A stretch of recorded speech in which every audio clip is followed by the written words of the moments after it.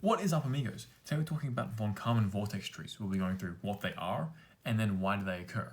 So first of all, a von Karman street, what is it? So let's say we have a cylinder, because this is a typical example of it. We have the flow coming along and hitting it.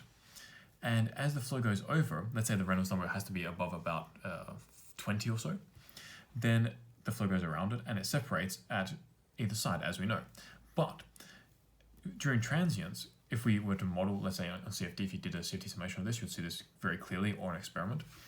The flow will start to separate at different points. So let's say at time 1 second, the flow will separate around here and we'll get some sort of vortex forming. And then at the next point in time, we have the flow now separating further upstream, and this one will be further downstream, and then that will peel off into another vortex, and that vortex that just occurred will be traveling downstream.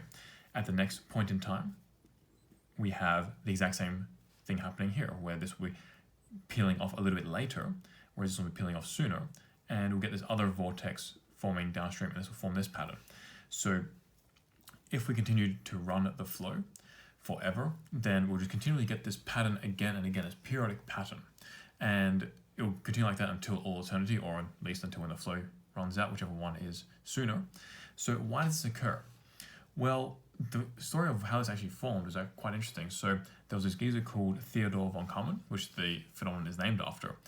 He didn't actually discover this. He said that actually one of Prandtl's doctoral students, who was Ludwig to his friends, sort of found this when he was trying to set up a water channel by accident. And then von Karman just sort of studied this as well.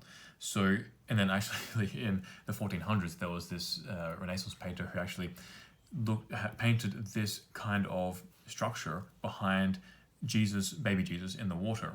So even they knew about it back then, but they didn't really understand what it was. So why does this occur? Well, what happens is in the boundary layer, let's say we zoom in very close to this object, and we have the boundary layer just here. I'm just blowing up for example. There's vorticity that occurs right between this interface between the fluid and the surface.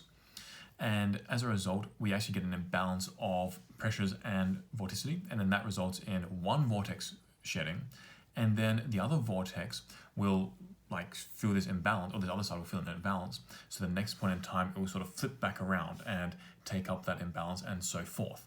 And it continually does that because of this imbalance in the pressures.